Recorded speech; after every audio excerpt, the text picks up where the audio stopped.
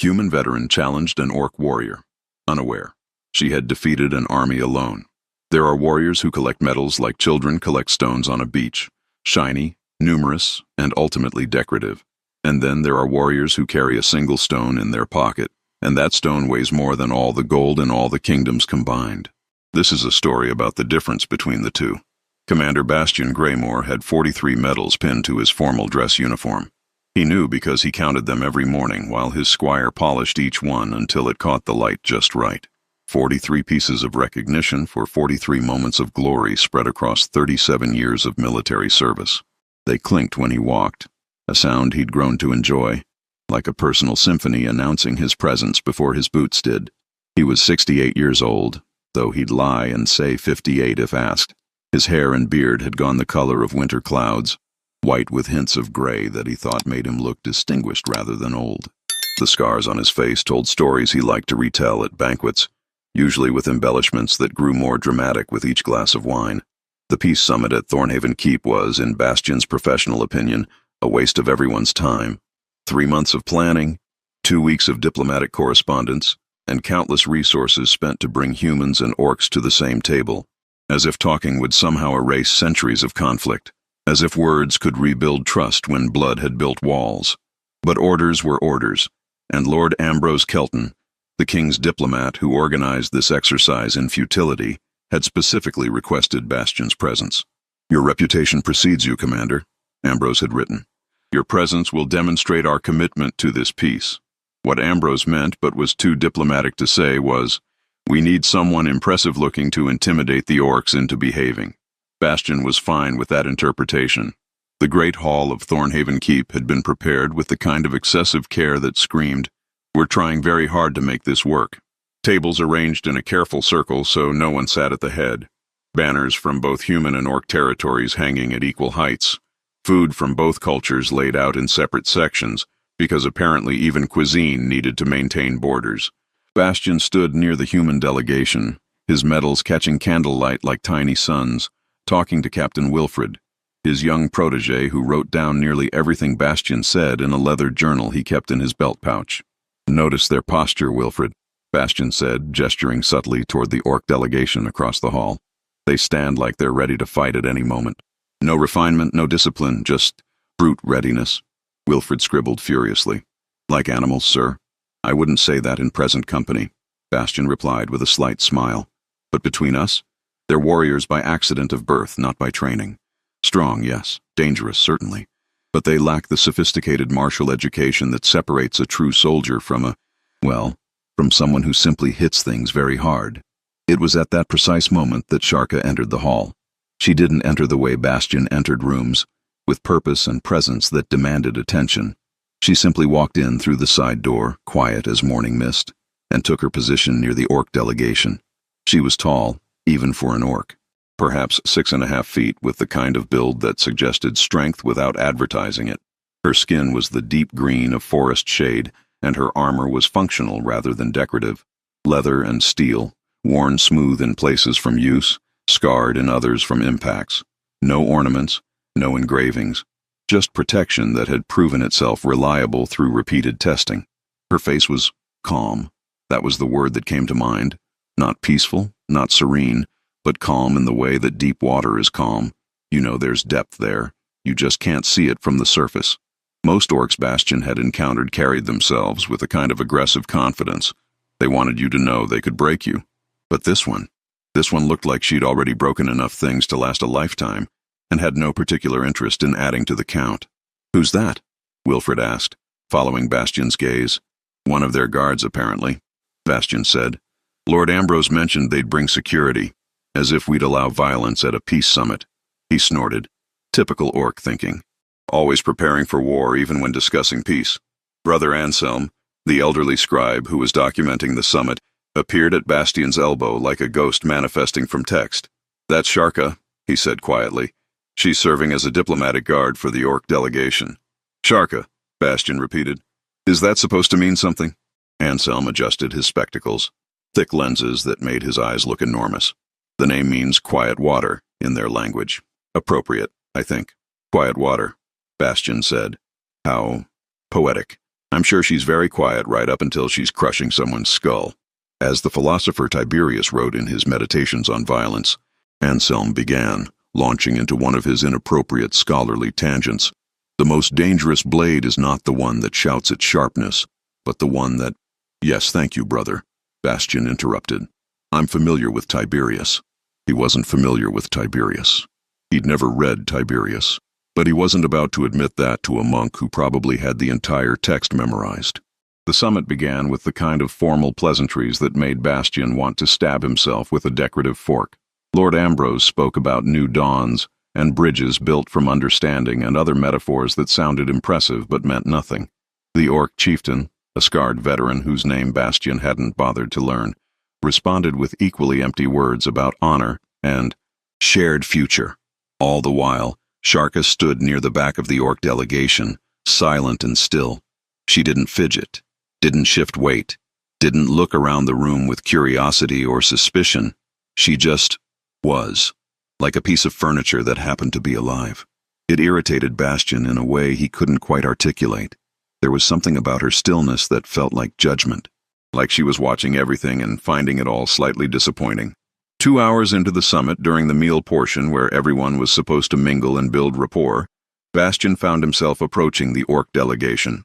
Not because he wanted to, but because Lord Ambrose had given him a pointed look that meant, go make an effort.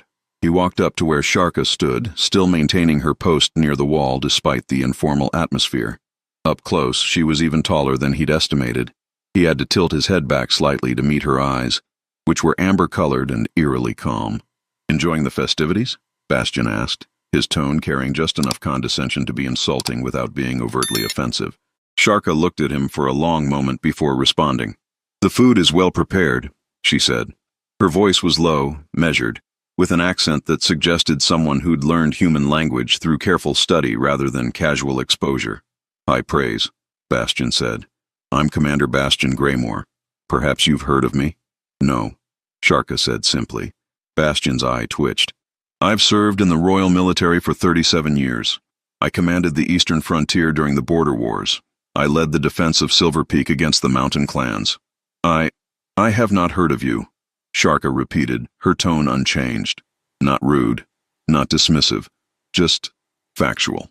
Captain Wilfred, who'd followed Bastian like a devoted puppy, looked scandalized. Commander Greymore is one of the most decorated officers in the kingdom, he protested, pulling out his journal as if ready to provide citations. Sharka glanced at Wilfred, then back to Bastian. Her eyes settled on his medals. You wear your achievements, she observed. It wasn't quite a compliment. It wasn't quite an insult. It was stated as pure observation, which somehow made it worse. These represent years of service and sacrifice, Bastian said, touching one of the larger medals. Each one earned through blood and steel. I don't expect an orc to understand the significance of military honors, but I understand, Sharka interrupted gently. You have been given many acknowledgments for your service. This is good. Recognition matters to humans. The way she said it, recognition matters to humans, carried the implication that it might not matter to orcs, or at least not to her. Bastian felt heat rising in his face. He'd dealt with orc aggression before. He'd faced orc warriors who roared and beat their chests and challenged him to duels. That kind of confrontation he understood. But this quiet dismissal, this was somehow more insulting.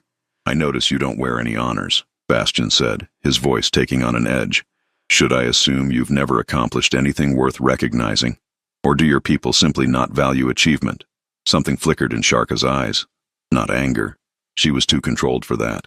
But something. A brief flash of, what? Recognition? Memory? It passed too quickly to identify. My people value many things, Sharka said. We simply express value differently. How very diplomatic, Bastian said. Tell me, have you ever actually fought in a real battle? Or are you just decorative security for this peace theater? Now several people nearby were glancing over. Lord Ambrose looked concerned. The orc chieftain looked interested. Brother Anselm looked like he was witnessing something he'd later need to document in painful detail. Sharka was silent for a long moment. Then she said very quietly, I have fought. Bastian said, letting skepticism drip from the sound. Border skirmishes, I suppose. Raids on human farmlands. The kind of fighting that involves overwhelming numbers against poorly defended civilians. Commander, Lord Ambrose said, approaching quickly. Perhaps we should— I'm simply making conversation, Bastian said, not breaking eye contact with Sharka. Getting to know our guests. Surely that's the point of this summit. Sharka stood perfectly still, her expression unchanged. But there was something in the way she held herself now. A subtle tension, like a bowstring pulled just slightly tighter. Since we're building bridges, Bastian continued, perhaps you'd be interested in a demonstration, a friendly bout?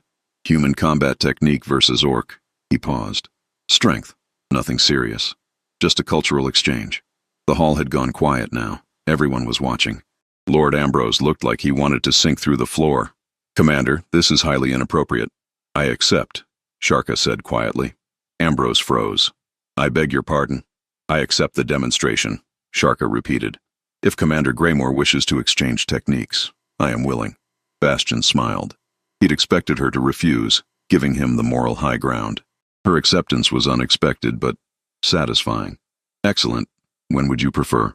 Now, Sharka said. 30 minutes later, the great hall had been cleared. Tables pushed to the sides, a rough circle marked out in the center. Lord Ambrose had tried 3 more times to stop this from happening, but once both parties agreed, diplomatic protocol actually supported the exchange. Think of it as a demonstration of mutual respect, Bastian had told him. A symbolic gesture. Human and orc meeting as equals in combat. What Bastian actually thought was, I'm going to embarrass this quiet little guard in front of everyone and show these orcs what real martial skill looks like. Bastian removed his formal coat, revealing the well-maintained leather armor underneath. His sword, a beautiful blade he'd named Justice, remained sheathed at his hip. They'd agreed to fight with practice weapons, wooden training swords that would bruise but not kill. Sharka removed her outer cloak, revealing armor that looked even more worn up close. There was a small leather pouch tied to her belt. She touched it once, briefly, before taking her practice sword. Just so we're clear, Bastian said as they faced each other in the circle. I've been training with a blade for 37 years. I don't want to hurt you. Understood, Sharka said. I mean it. You're clearly not a professional soldier. There's no shame in yielding if this becomes too much. Understood, Sharka repeated, her tone unchanged. Bastian took his stance, the formal opening position taught in every military academy. Feet apart, knees slightly bent, weight balanced, sword held at 45 degrees. Perfect form.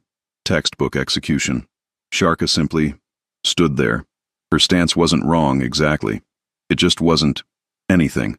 She held the practice sword loosely in her right hand, her posture relaxed, her weight evenly distributed. She looked like someone waiting for a cart, not someone about to fight. Are you ready? Bastian asked. Yes, Sharka said. Bastian attacked. He led with a standard probing strike, a diagonal slash designed to test the opponent's reaction speed. It was the kind of opening move taught to first-year cadets. Simple, controlled, readable. Sharka moved. The practice sword wasn't there anymore. She'd shifted 6 inches to the left, and Bastian's blade cut through the space where she'd been. Before he could adjust, her own practice blade tapped him lightly on the ribs. Point, someone said from the crowd. Bastian reset his stance. That was fast. Faster than he'd expected. Lucky, probably. He adjusted his strategy, came in with a more complex combination. High slash, low thrust, lateral strike. A sequence that required prediction and split-second timing to counter. Sharka moved like water moving around rocks. She didn't block. She didn't parry. She simply wasn't where his sword intended to be. Her counterstrike tapped his shoulder. Point, the voice said again. The hall was quiet now. Not the polite quiet of people watching a demonstration. The fascinated quiet of people watching something they didn't quite understand. Bastian felt sweat forming despite the cool air. He was supposed to be teaching her a lesson. He was supposed to be demonstrating human superiority. He was supposed to be proving that experience and training trumped brute orc strength. Instead, he was being picked apart like a training dummy. He tried a different approach. Full commitment, real offense. The kind of strikes that would actually hurt if they connected. He poured 37 years of experience into his attacks, using every technique he'd learned, every trick he'd mastered. Sharka met him with the same calm detachment she'd shown during their conversation. She didn't look strained. She didn't look challenged. She looked patient, like she was waiting for something to end. After the 7th consecutive point scored against him, Bastian stopped. His breath was coming hard now. Sweat stained his shirt. His arms ached.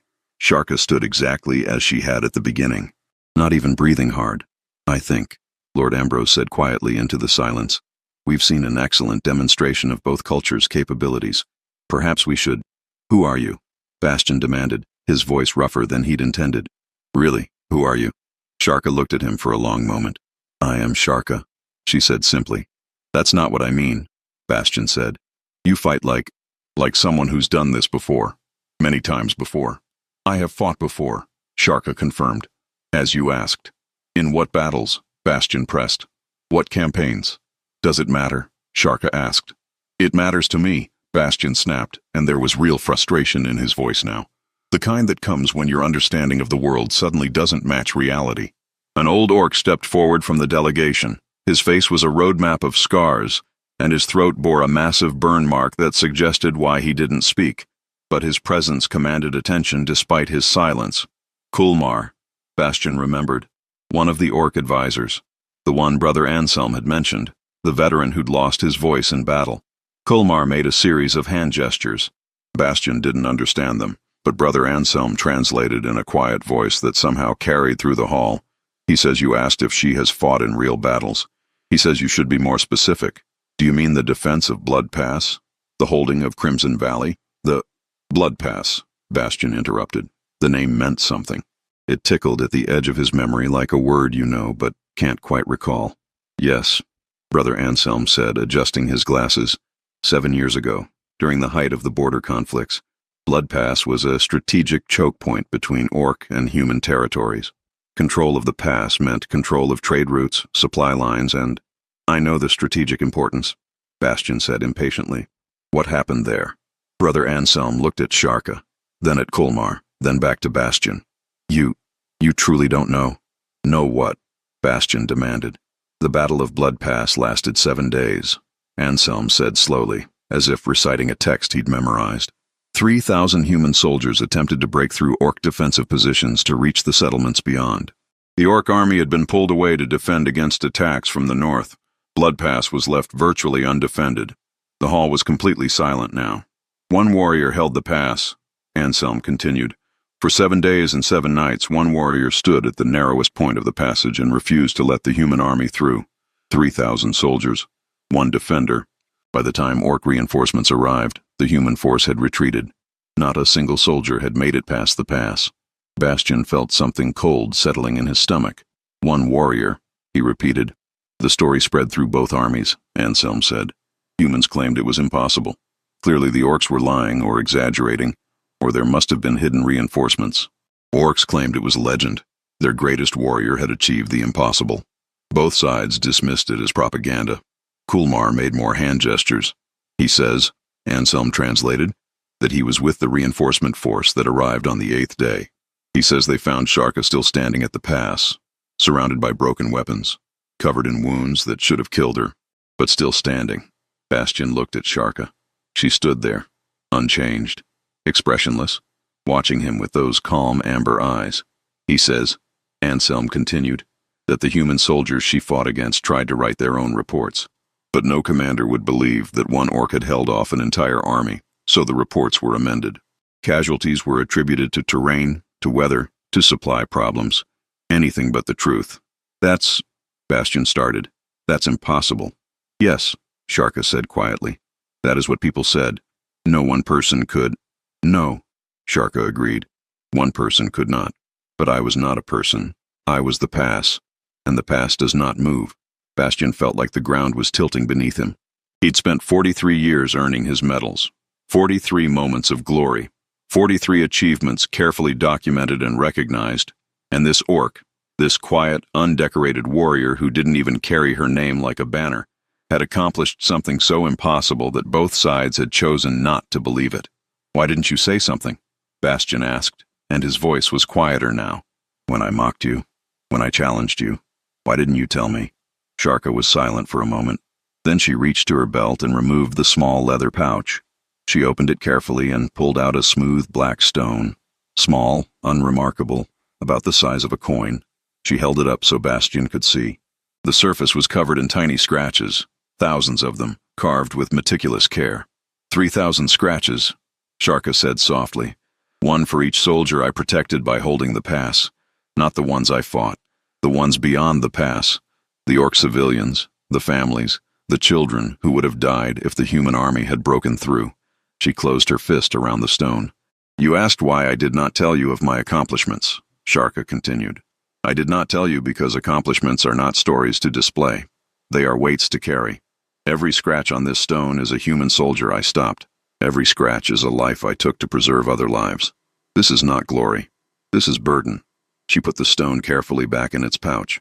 You wear your 43 moments of recognition on your chest, Sharka said, looking at Bastion's medals. I carry my 3,000 moments of necessity and silence. These are different approaches to the same work. Neither is wrong. But do not confuse visibility with value, Commander. The loudest victories are not always the greatest ones. Bastion felt something breaking inside him. Pride, maybe, or certainty, or the comfortable understanding he'd built over 37 years about what made a warrior worthy. He started, then stopped. What do you say when you've spent an entire evening demonstrating your own arrogance? When you've mocked someone who accomplished in 7 days what you couldn't accomplish in a lifetime? I apologize, Bastion said finally, and the words felt like pulling arrows from his own flesh. I judged you, based on assumptions, based on prejudice, based on, he gestured helplessly at his own medals, based on thinking these meant I understood warfare better than someone who didn't wear them. Apology noted, Sharka said, not accepted, just noted. She turned to leave the circle. Wait, Bastion said. I need to understand. How did you do it? 7 days alone against 3,000 soldiers. How is that possible? Sharka paused. Have you ever stood in a doorway, Commander? What? A doorway, Sharka repeated. A single narrow passage. How many people can attack through a doorway at once? 1, Bastion said slowly. Maybe 2 if they're coordinated. Yes, Sharka said. Blood Pass is a doorway. Very long, very narrow. At its narrowest point, perhaps 3 soldiers could fight side by side. Not 3,000. Just 3. She looked at him. I did not fight 3,000 soldiers, Commander. I fought 3 soldiers. Over and over. For 7 days. The soldiers behind could not help. Could not flank. Could not use their numbers. They could only wait their turn to step forward. And I did not let anyone pass. But 7 days without sleep, without rest. I did not say it was easy. Sharka interrupted gently. I said it was necessary. There is a difference. She walked away, back toward the Orc delegation. Kulmar placed a hand on her shoulder, a gesture of respect that transcended species. Lord Ambrose approached Bastion carefully, as if approaching someone who'd just received devastating news. Commander, Ambrose said quietly, perhaps you'd like to retire for the evening? The silent storm, Bastion said, the name clicking into place in his memory. There were rumors, stories. Soldiers would tell them around campfires, about an Orc who could hold impossible positions, who never spoke, never boasted, just stood. We thought they were ghost stories, cautionary tales to keep men from taking unnecessary risks. Not all legends are false, Brother Anselm said, appearing at his other elbow. As the philosopher Marcellus wrote, history is simply legend that someone bothered to document properly, though in this case both sides chose not to document. Inconvenient truths make for uncomfortable reading. Captain Wilfred stood nearby, his journal hanging limply in his hand, looking at his commander with something that might have been disappointment, or maybe just confusion about which version of the world to believe. The summit continued over the following days, but Bastion's participation was notably quieter. He listened more than he spoke, observed more than he declared. His medals seemed heavier somehow, or perhaps he simply noticed their weight for the first time. On the final day of the summit, as delegations prepared to depart, Bastion found Sharka standing on one of the keep's outer walls, looking toward the mountains in the distance. He approached slowly, less sure of himself than he'd been in decades. Blood Pass is north of here, he said. It wasn't a question. Yes, Sharka confirmed. I've given orders to have it documented, Bastion said. Properly. The truth, not the comfortable fiction we've been telling ourselves. Future commanders should know what happened there. Sharka was silent for a moment. Why? Because legends can teach us, Bastion said, but only if we're willing to listen. Only if we're willing to admit when we don't know something. He paused. I'm sorry. For what I said. For how I treated you. You apologized already, Sharka said. Yes, Bastion agreed. But that apology was about my pride being wounded. This apology is about respecting what you actually accomplished. They're different things. Sharka looked at him, and for the first time, something that might have been approval flickered in her amber eyes. You wear your medals, she said. I wear my stone. Perhaps we both carry our choices the only way we know how. Perhaps, Bastion said. Though I think, he looked down at the 43 pieces of metal pinned to his chest. I think I might wear fewer of these, going forward. Why? Sharka asked. Because someone once told me that the loudest victories aren't always the greatest ones, Bastion said. And I'm beginning to understand what she meant.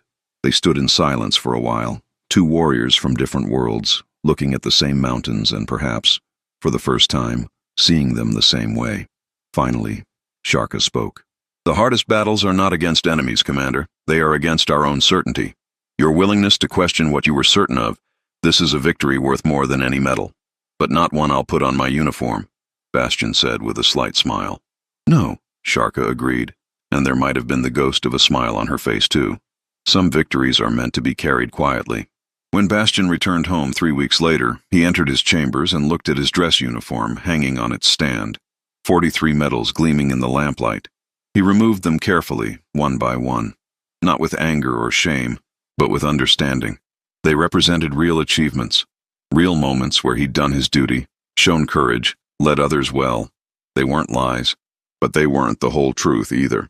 He kept 3 medals, the one for his first command, because everyone should remember where they started, the one for defending Silver Peak because that battle had taught him the cost of leadership, and the one presented by a young soldier he'd saved, because it represented someone else's gratitude rather than his own glory. The rest went into a wooden box in his drawer. Still honored, still meaningful, but no longer worn like armor against the world's judgment. He understood now that the warriors you couldn't see, the quiet ones, the burdened ones, the ones who carried stones instead of medals, might be carrying weights that would crush most others.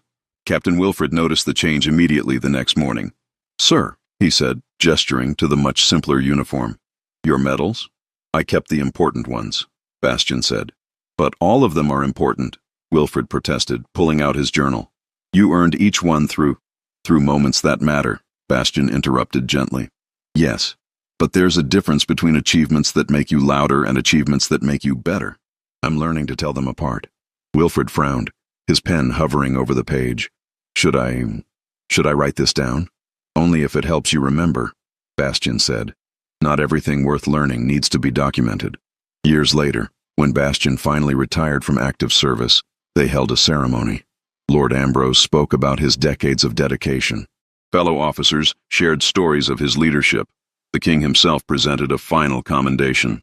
But the moment Bastion remembered most came afterward, when he was walking through the crowd of attendees and noticed a tall figure standing near the back. Sharka had attended. She wore no formal attire, carried no weapon, bore no insignia of rank. She was simply there, quiet as ever, like a piece of the landscape that happened to be alive. Their eyes met across the crowd. She nodded once. He nodded back. No words were necessary. Some respect is carried in silence. That night, Bastion sat in his study, looking at the 3 medals he'd kept. And then, from a locked drawer, he pulled out a small wooden box that had arrived mysteriously several years prior, with no return address. Inside was a smooth river stone, plain, simple, unremarkable. It had no scratches carved into it, no marks of any kind. But Bastion understood its meaning anyway. It was what you carry when you've learned that glory is not the same as worth. When you've realized that the strongest warriors are not those who collect the most recognition, but those who carry the heaviest burdens with the quietest grace. He held the stone in his palm, feeling its weight. Some gifts are heavier than medals, but they're also more valuable. If you've listened this far, you know the truth now. You know that honor isn't measured in gold pinned to your chest, but in the weight you're willing to carry when no one's watching. You know that the greatest warriors aren't always the ones whose names echo through history. They're the ones who stand in doorways 7 days running to protect people they'll never meet. In a world that rewards loud achievement, remember the silent ones. In a society that celebrates visible glory, honor the invisible burden carriers. In moments when you're tempted to measure worth by decoration and display, remember a warrior who carved 3,000 scratches into a stone and kept them hidden, because real strength doesn't announce itself. It simply stands in the doorway and refuses to move. If this story made you think about the difference between glory and honor, between recognition and worth, between what we show and what we carry, then hit subscribe. We share stories like this every week, tales that remind us that the most powerful warriors are often the quietest ones. Tell me in the comments, do you wear your achievements or carry them quietly? Because both are valid. But understanding the difference, that's wisdom.